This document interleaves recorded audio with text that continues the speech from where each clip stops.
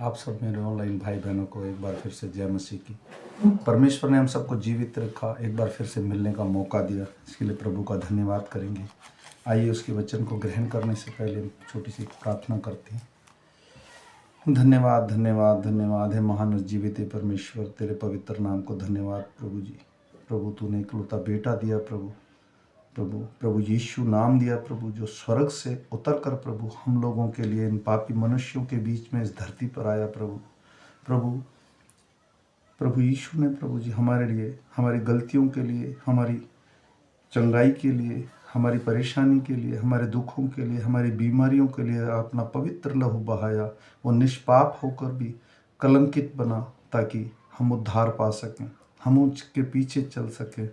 एक पापी मनुष्य को पिता से मिलाने के लिए उसने इतना दुख और कोड़े सहा, ताकि प्रत्येक मनुष्य उसके हृदय को समझ सके, ताकि प्रत्येक मनुष्य स्वर्ग राज का वारिस हो सके और पिता से मेल हो सके। इसलिए मैं आशा करता हूँ उसका जीवित वचन, वो आया, मारा गया, गड़ा गया और तीसरे दिन जी उठा, पिता के दाहिनी ओर जा बैठा। वो अपना वचन छोड़कर गया, हमारे लिए पवित्र आत्मा छोड़कर गया। वो पवित्र आत्मा प्रत्येक जन को प्रभु, जो मेरा भाई ऑनलाइन इस वचन को सुन रहा है या सुनेगा, उसको छू ले प्रभु, उसे चंगाई दे मेरे राजा, आत्मिक ग्रोथ दे मेरे राजा, घर में शांति दे मेरे खुदावन, बीमारियों से चंगाई दे, और ये वचन हम सब के समझ में आने पाए। मैं सारा आदर सारी महिमा तुझे देते हुए ये छोटी सी विनती तेरे प्यारे बेटे मेरे उद्धार करता यीशु नासरी के नाम से मांग कर पा लेता हूँ पिता, आमीन। आइए आज हम ये शाम का वचन पढ़ेंगे। आज तारीख है 25/1/2025 और हम पढ़ेंगे निर्गमन की पुस्तक में से 12 और 13 अध्याय। इसके पढ़े और सुने जाने पर प्रभु की आशीष हो।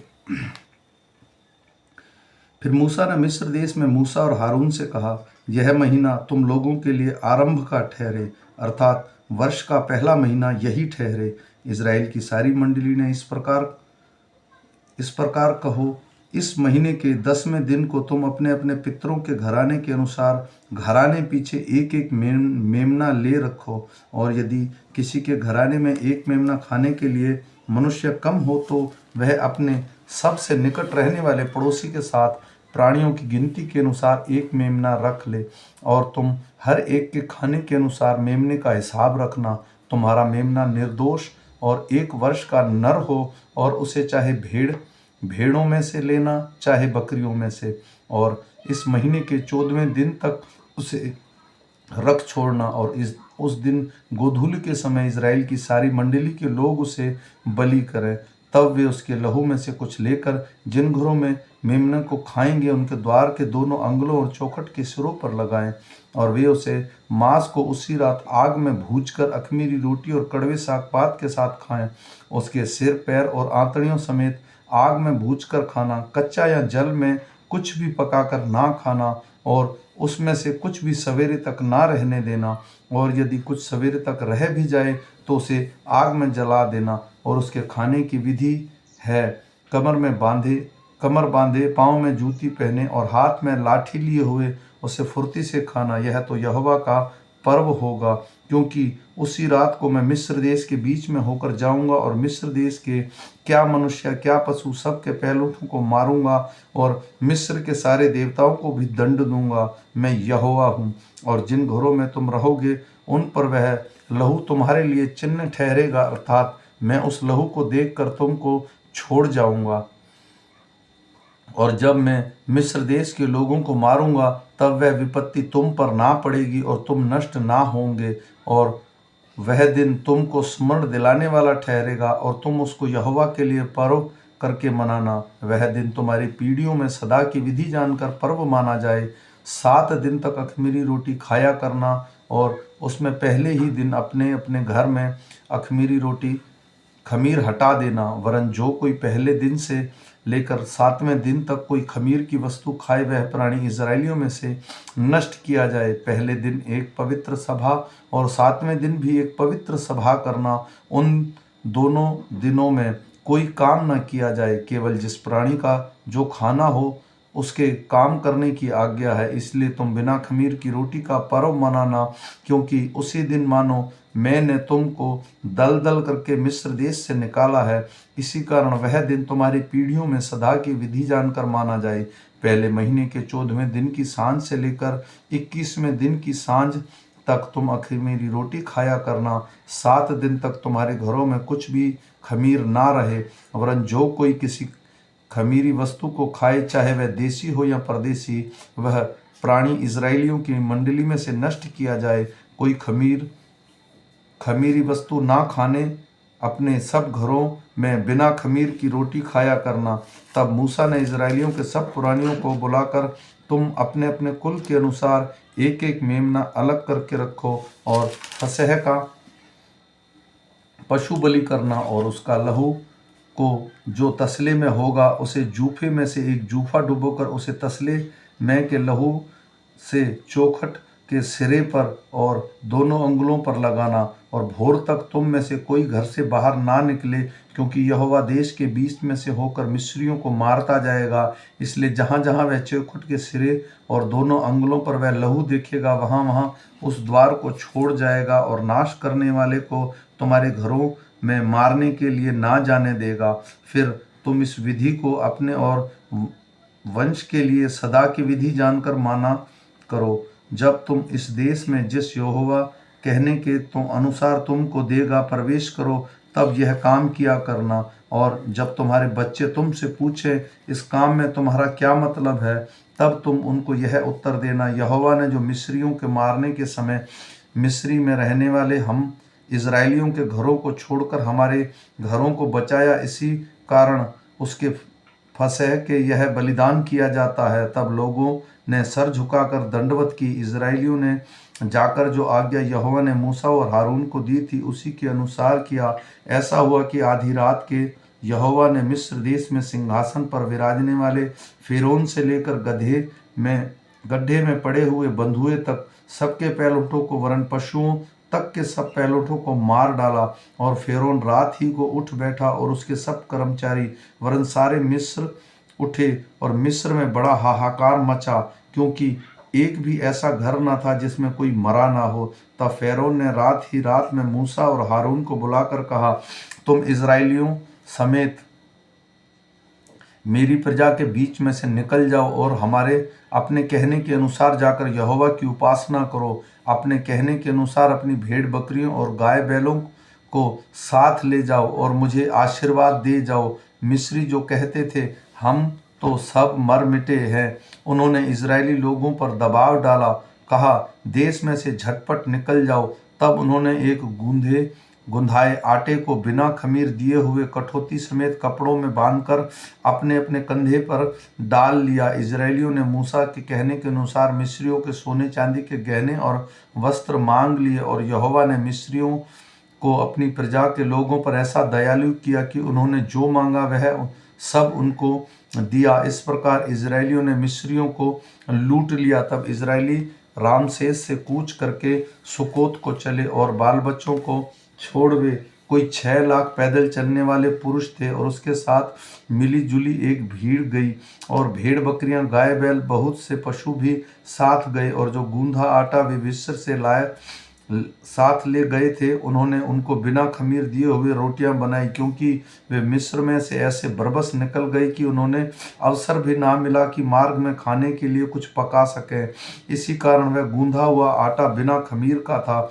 मिस्र में बसे हुए इजरायलियों को 430 वर्ष बीत गए थे, और उन 430 वर्ष में जितनों बीतने पर ठीक उसी दिन यहोवा की सारी सेना मिस्र देश से निकल गई।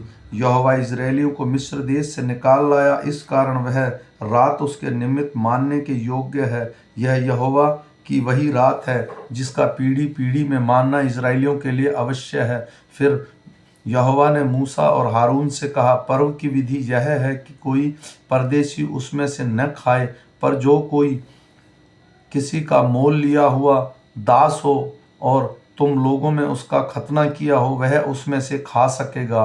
पर परदेशी और मजदूर उसमें से ना खाएं, उनका खतना एक ही घर में हो, अर्थात तुम उसके मांस में से कुछ घर से बाहर ना ले जाना और बलि पशु को कोई हड्डी ना तोड़ना। पर्व का मनाना इजरायलियों की सारी मंडली का कर्तव्य है, और यदि कोई परदेशी तुम लोगों के संग रहकर यहोवा के लिए पर्व को मनाना चाहे तो वह अपने यहाँ सब पुरुषों का खतना कराए, तब वह समीप आकर उसको माने और वह देसी मनुष्य के तुल्य ठहरेगा। पर कोई खतना रहित पुरुष उसमें से ना खाने पाए। उसकी व्यवस्था देसी और तुम्हारे बीच में रहने वाले परदेशी दोनों के लिए एक ही हो। यह आज्ञा जो यहोवा ने मूसा और हारून को दी उसके अनुसार सारे इजरायलियों ने किया, और ठीक उसी दिन यहोवा इजरायलियों को मिस्र देश से दल दल करके निकाल ले गया। फिर यहोवा ने मूसा से कहा, क्या मनुष्य क्या पशु के इजरायलियों और जितनी अपनी अपनी माँ के जेठे हों उन्हें मेरे लिए पवित्र मानना, वह मेरा ही है।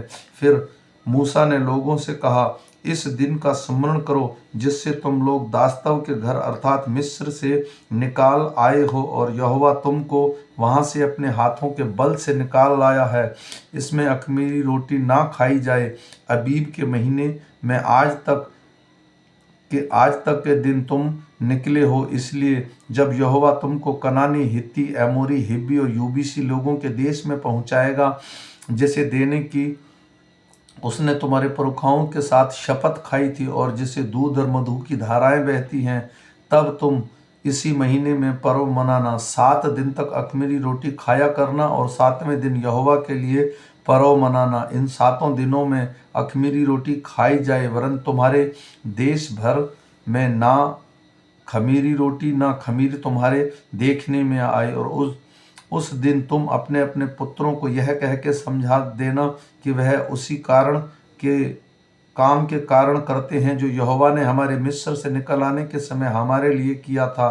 फिर यह कह तुम्हारे लिए तुम्हारे साथ एक चिन्ह होगा और तुम्हारी आंखों के सामने स्मरण कराने वाली वस्तु ठहरे, जिससे यहोवा की व्यवस्था तुम्हारे मुंह पर रहे, क्योंकि यहोवा ने तुम्हें अपने बलवंत हाथों से मिस्र से निकाला है। इस कारण तुम इस विधि को प्रतिवर्ष नियत समय पर मानना करना। जब यहोवा उस शपथ के अनुसार जो उसने तुम्हारे पुरखाओं से और तुम से खाई है तुम्हें कनानियों के देश में पहुंचाकर उसको तुम्हें दे देगा, तब तुम में से जितने अपनी अपनी माँ के जेठे हों उनको और तुम्हारे पशुओं में से ऐसे ऐसे हो जिनको भी यहोवा के लिए अर्पण करना। सब नर बच्चे तो यहोवा के ही हैं, और गधी के हर एक पहलोठे के बदले मेमना देकर उसे छुड़ा लेना, और यदि तुम उसे छुड़ाना ना चाहो तो उसका गला तोड़ देना। पर अपने सब पहलोठे पुत्रों को बदला देकर छुड़ा लेना। और आगे के दिनों में जब तुम्हारे पुत्र तुमसे पूछें ये क्या है, तो उन्हें यह कहना, यहोवा हम लोगों को दास्तव के घर से अर्थात मिस्र देश में से अपने हाथों के बल से निकाल लाया। उस समय जब फ़िरौन ने कठोर होकर हमें जाने देना न चाहा, तब यहोवा ने मिस्र देश में मनुष्य से पहले पशु से तक सबके पहलोठों को मार डाला। इस कारण पशुओं में जितने अपनी अपनी माँ के पहलोठे नर हैं उन्हें हम यहोवा के लिए बलि करते हैं, पर अपने सब जेठे पुत्रों को हम बदला देकर छुड़ा लेते हैं। यह तुम्हारे हाथों पर एक चिन्ह सा और तुम्हारी भौं के बीच में एक टीका सा ठहरे, क्योंकि यहोवा हम लोगों को मिस्र से अपने हाथों के बल से निकाल लाया है। जब फ़िरौन ने लोगों को जाने की आज्ञा दे दी, तब यदि फिलिस्तीसियों के देश में होकर मार्ग जाता है वह छोटा था, तो भी परमेश्वर यह सोचकर कि उसको उस मार्ग में से ही ले गया कि कहीं ऐसा ना हो कि जब ये लोग लड़ाई देखें तब पछताकर मिस्र में लौट जाएं। इसलिए परमेश्वर उन्हें चक्कर खिलाकर लाल समुद्र के जंगल के मार्ग से ले गया और इजरायली पांति बांधे हुए मिस्र से निकल गए। और मूसा यूसुफ की हड्डियों को साथ लेता गया, क्योंकि यूसुफ ने इजरायलियों से कह के परमेश्वर निश्चय तुम्हारी सुधि लेगा इससे इस विषय में दृढ़ शपथ खिलाई थी कि वे उसकी हड्डियों को अपने साथ यहाँ से ले जाएं। फिर उन्होंने सुकोत से कूच करके जंगल की छोर पर एताम में डेरा किया, और यहोवा उन्हें दिन के मार्ग दिखाने के लिए मेघ के खंभे में और रात को उजियाला देने के लिए आग के खंभे में होकर उनके आगे आगे चला करता था, जिससे कि वे रात और दिन दोनों में चल सकें। उसने न तो खंभों के बादल के खंभे को दिन और ना आग के खंभे को रात में लोगों के आगे से हटाया। आमीन। ये छोटा सा वचन है आज का, और परमेश्वर बताता है मैं अपने लोगों को आग के भट्टे में से, वो आग का भट्टा मिस्र देश है जहाँ पर बड़े बड़े कुकर्म होते थे, जो पाप है, आज वो मिस्र देश ये संसार है जिसमें तरह तरह की चीज़ें हैं, जो सारी चीज़ें मसीह के लिए नहीं है। जैसे फ़ोन के विषय में तो मैं कम करना चाहिए, परमेश्वर चाहता है हम संसार से अलग किए हुए लोग हैं, और परमेश्वर ने बताया कि ये मेरा पर्व करके मानना। तो वो पर्व आज के दिन अगर मसीह में आगे हम पढ़ेंगे, आप 10 लोगों से सुनेंगे, तो वो संडे है। जो मेरा बहन भाई मुझे ऑनलाइन फॉलो करेगा, ये शेयर कीजिए ताकि परमेश्वर का वचन हर जगह बोया जा सके। जो मुझे फॉलो करेगा वो 365 दिन में पूरी की पूरी बाइबल पढ़ लेगा। हो सकता है बीच में कोई 10-5 दिन रह जाएं किसी कारण से, अन्यथा वो पूरी की पूरी बाइबल पढ़ लेगा। मैं आशा करता हूँ कि आप सब ऑनलाइन इस वचन को सुनकर आशीष पाएँ। सबको फिर से जय मसीह की। फिर मिलेंगे सुबह के वचन के साथ।